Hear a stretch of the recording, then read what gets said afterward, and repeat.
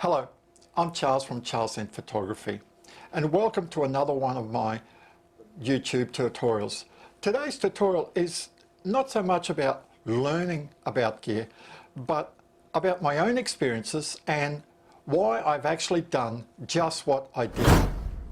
Now, for those who follow my channel, you've probably realized that it's been a couple of months now since I've actually done any YouTube videos. The main reason is that I had a really bad heart problem without really knowing about it, and I was just getting worse and worse, and to the point where it was really affecting my lifestyle, family life and all that. I could hardly go out to take wildlife photos for more than about 15 to 20 minutes before I just ran out of puff. So I had heart surgery and I've been laid up for now nearly 2.5 months.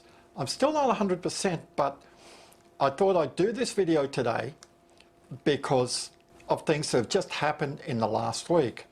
So for those who follow me, you'd know that when I shoot wildlife, this is my go-to gear. The Nikon D7500 and the Nikon 200 to 500 f5.6 lens. And this has been a great tool for me. I've just loved having it. And the Nikon D7500 also, when it comes to shooting landscapes, astro, has been a great camera. But I've had this camera now for nearly 3 years and I'm close to 72,000 shutter actuations. This actually means that I've pressed the shutter button close to 72,000. The shutter life for this camera is rated at around 120 to 150,000 shutter actuations. So I'm roughly about halfway through. But that really wasn't too much of a concern for me. But about 4 or 5 days ago, I had the opportunity of upgrading to the Nikon D500. Now technically, well, in reality, this body is actually about 6 to 9 months older than the D7500. But the D500 is actually got a pro body, which means it's fully weather sealed. There's no auto modes on here that you can choose from and all that.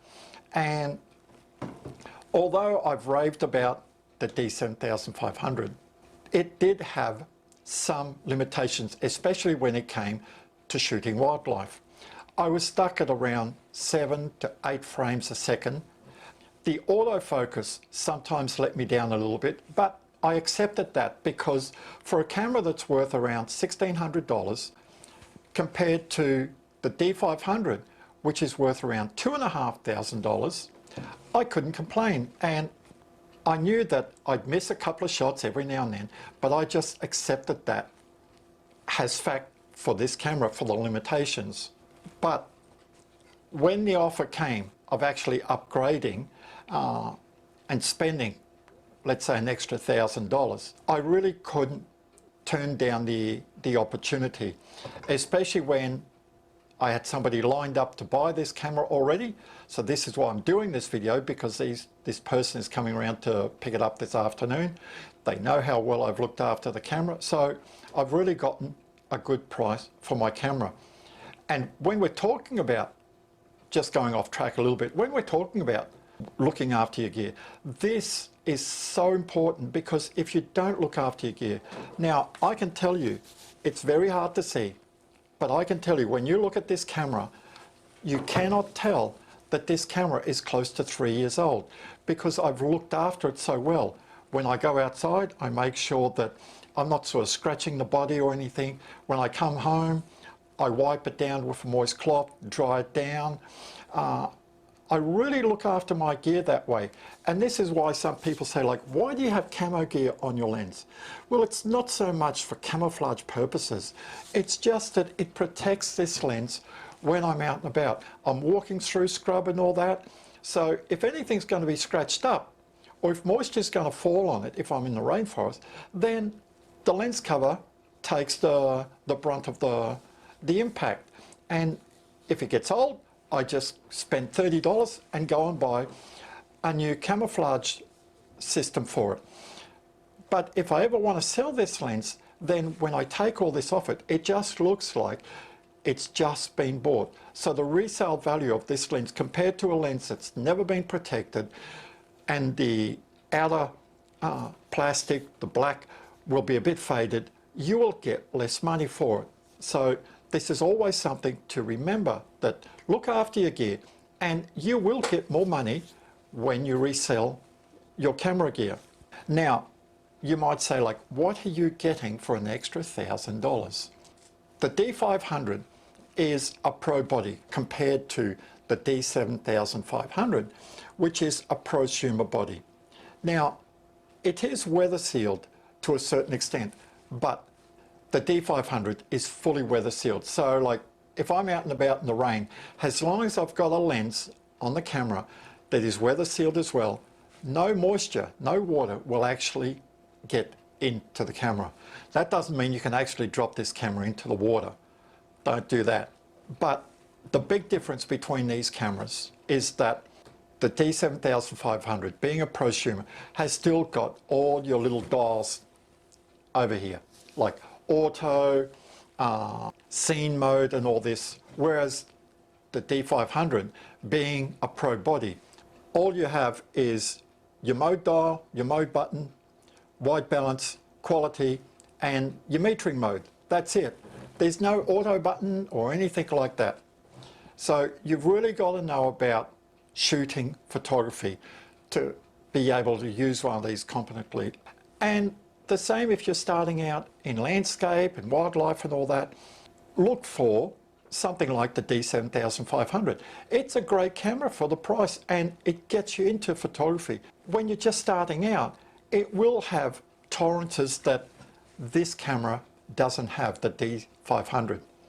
Now, apart from weather sealing, the big difference with the D500 is that it can shoot 10 frames per second. So that means you've got a better chance of getting that unique shot. The metering and the focusing ability on this camera is also so much better. I wouldn't say like 10 times better than the D7500, but it is so much better than the D7500. But the one thing that I'm going to have to get used to with using this new camera is I am really going to miss the two mode dials that the D7500 has. Just like all the other D7000 series and the D750 full frame and the D780 full frame is these two little dials up here. These are the U1 and U2 modes. Now, for people who have the D7000 series and shoot landscape and wildlife, these two modes are terrific because you can actually custom set the U1 and U2 modes for specific type of photography. So what I've done is the U1 mode on my 7500, I've actually set it for wildlife. So as soon as I turn it to U1, the camera automatically goes to auto ISO, auto white balance, and it's basically shutter priority, and it sets a minimum shutter speed of 1/400th of a second, and the metering mode is center weighted. And it's remembered these settings.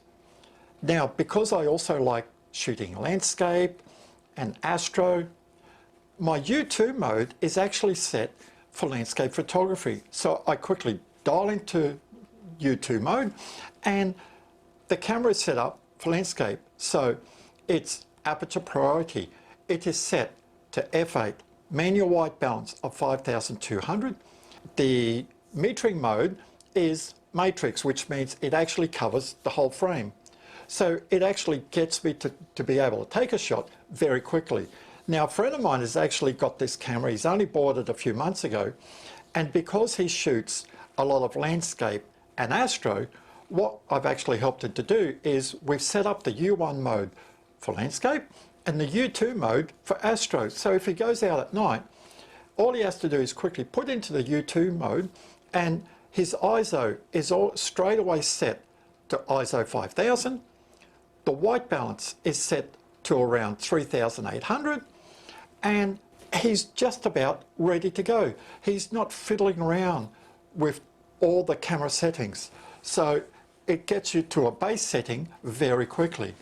This one doesn't have that because it just expects you to know all the ins and outs of photography. So it might take me 1 or 2 minutes to quickly dial in all my settings.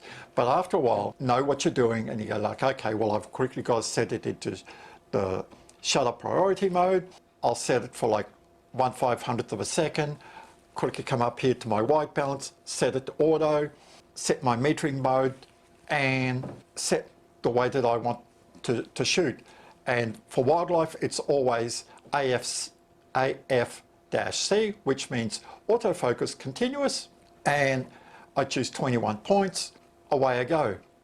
Whereas the D7500, all that was already done for me. Just dial it in to U1 and I'm bang, ready to go. So there are pros and cons in both cameras. But like I said, this is $1,000 more. Just gives you that extra edge. Would I recommend to people to buy the D500 if you're just a weekend photographer and you just enjoy going out and taking a few bird shots? Well, if you have the money, then yes, it is a great camera. Don't think that your photography is going to increase if you're just upgrading from the 7500, because they've both got the same sensor. They're both 20.9 megapixel cameras. So I say to people, it's all about the photographer. It's not just the camera. Don't think that when you're upgrading cameras that your photos will automatically get better, because unless your skill set has improved, they won't get better. Between 7 frames and 10 frames a second, if you don't know what you're doing, you're still not going to get good shots. And this is what people fail to realize, that it's not just the camera. This is why I just upgraded to the D500. Now I know some people might say I've just waffled on a little bit this morning, but this video is basically about why I've actually upgraded.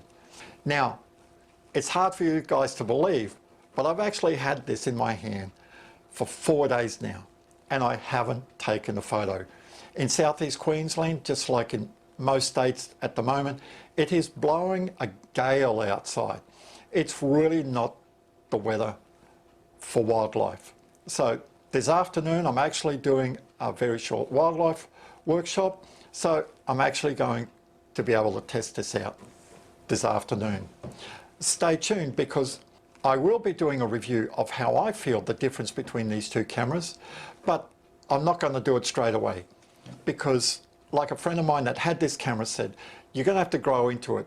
Give yourself, you know, at least 2 to 3 weeks to get the hang of this camera compared to your old camera. So the review might be at least a month away, so probably towards the end of September. And where I'm really looking forward to testing this camera out is for the next school holidays in mid-September. We're actually going up to O'Reilly's in the Lamington National Park, and I'm actually going to have a lot of fun photographing bellbirds and all that sort of, all the rainforest birds with this new camera. So thanks for watching today. If you've got any questions, like I always say, leave me a comment and I'll do my best to answer your questions. So it's Charles here for Charles in Photography. I'll catch you next time.